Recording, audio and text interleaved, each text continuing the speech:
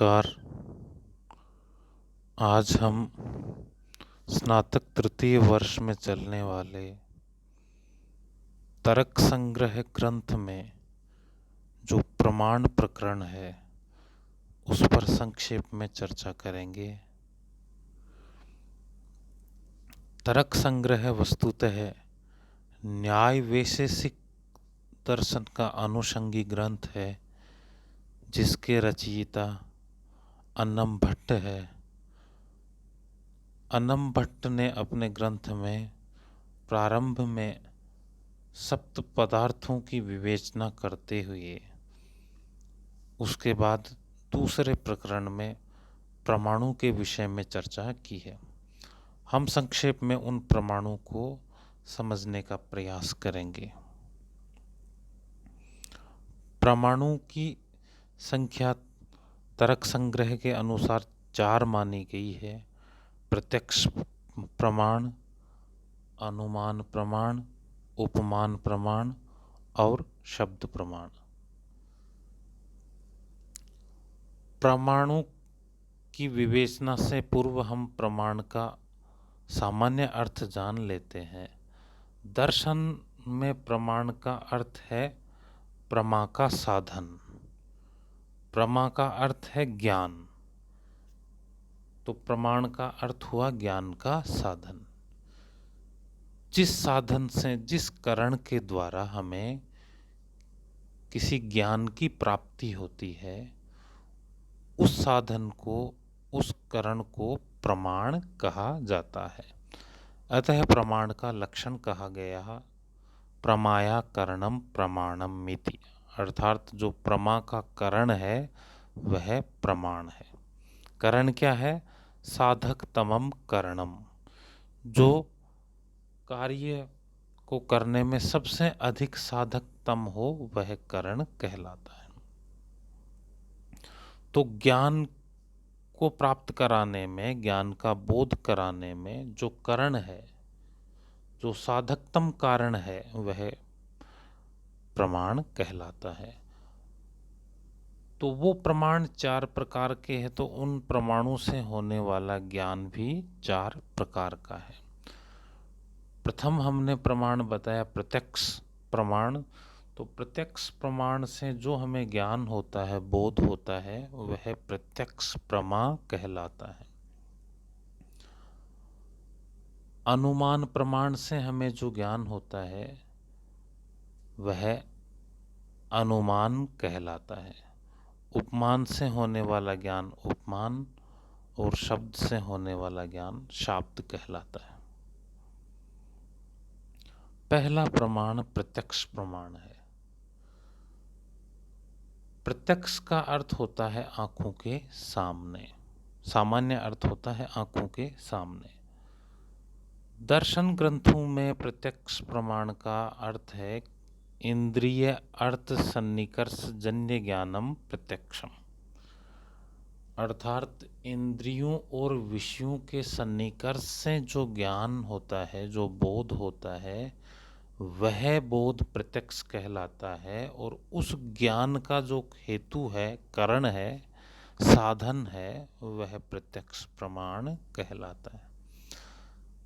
सामान्य रूप से जैसे हमारी आंखों के समक्ष कोई वस्तु है, जैसे घट है, तो उस घट का जो हमें ज्ञान हो रहा है कि यह वस्तु घट है, वह ज्ञान प्रत्यक्ष है, क्योंकि उसमें इंद्रिय और विषय के संयोग से ज्ञान हो रहा है। घट विषय है, आँख इंद्रिय है, और उनके बीच एक प्रक्रिया चली। उस प्रक्रिया से हमें यह ज्ञान हुआ कि यह घट है। ऐसा ज्ञान प्रत्यक्ष ज्ञान कहलाता है, प्रत्यक्ष प्रमा कहलाता है। और उस ज्ञान को कराने वाला साधन करण प्रत्यक्ष प्रमाण कहलाता है। दूसरा प्रमाण है अनुमान प्रमाण। प्रायः हम अधिकांश विषयों का ज्ञान हमारी इंद्रियों से प्रत्यक्ष रूप से कर लेते हैं, लेकिन फिर भी दर्शनकारों ने कुछ ऐसे विषय माने हैं जिनको हम प्रत्यक्ष प्रमाण से नहीं देख पाते हैं, उनका बोध नहीं कर पाते हैं। इंद्रिय और विषय का सन्निकर्ष वहाँ साक्षात नहीं होता, अतः उनका बोध कराने के लिए दर्शनकारों ने कुछ अन्य प्रमाणों साधनों की आवश्यकता को महत्वपूर्ण माना। उनमें अनुमान प्रमाण है। उदाहरण के लिए हमने घट को देखा, वह हमें आँखों से ग्रहण हुआ, वहाँ प्रत्यक्ष प्रमाण हुआ। इसी प्रकार हम विविध वस्तुओं को प्रत्यक्ष प्रमाण से देखते हैं, ग्रहण करते हैं, इंद्रियों से उनका बोध होता है। किंतु यदि हम वन प्रदेश में जाते हैं, जंगल में जाते हैं, वहाँ जंगल में हमने उठता हुआ धुआं देखा है ऊपर। अब उस धुएं में हमें के मात्र धुआं दिखाई दे रहा है, अग्नि दिखाई नहीं दे रहा। तो अग्नि का बोध कैसे हो, वहाँ ग्रंथकारों ने अनुमान प्रमाण का आश्रय लिया, क्योंकि अग्नि साक्षात नेत्रों से, चक्षुओं से नहीं दिख रही है। हमें मात्र क्या दिख रहा है? धूम्र, धुआं दिख रहा है, अग्नि नहीं दिख रही है।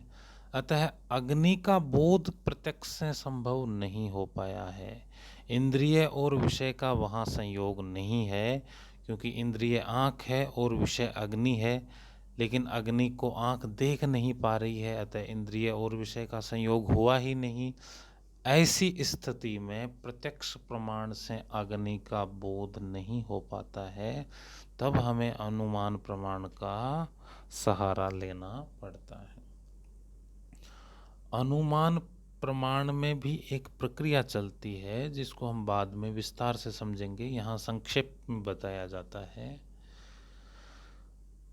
वह प्रक्रिया यह होती है कि यद्यपि हम उस अग्नि को साक्षात इंद्रिय से नहीं देख पा रहे हैं, इंद्रिय अर्थ का सन्निकर्ष नहीं है, लेकिन उससे पूर्व हमने अग्नि और धुआं दोनों का ऐसा संयोग देखा है कि जहाँ जहाँ धुआं होती है वहाँ वहाँ अग्नि होती है, जहाँ जहाँ अग्नि होती है वहाँ वहाँ धुआं होता है।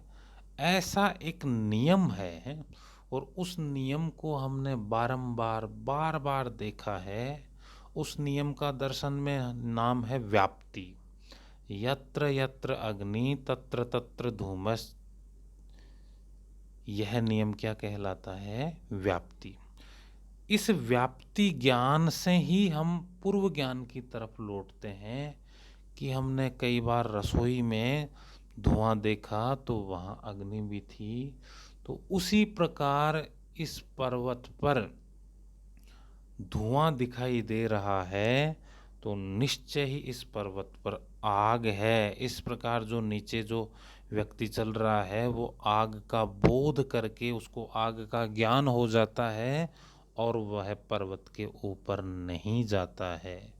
उस आग का ज्ञान उसको प्रत्यक्ष प्रमाण से नहीं हो रहा है, अपितु अनुमान प्रमाण से हो रहा है। तो यहाँ उसको आग का ज्ञान कराने वाला जो साधन है, करण है, वह अनुमान प्रमाण कहलाता है। तीसरा प्रमाण है उपमान। उपमा का हम साहित्य में साधारण अर्थ लेते हैं, दो साम्य रखने वाली वस्तुओं में जो तुलना है वह उपमा कहलाती है। जिन दो वस्तुओं में गुण धर्म समान हो उसे हम उपमा कहते हैं। उपमान प्रमाण भी कुछ उसी प्रकार का है। उदाहरण के लिए एक व्यक्ति जंगल में गया, उससे पूर्व वह कभी जंगल में नहीं गया। जंगल में जाकर वह एक गाय जैसा पशु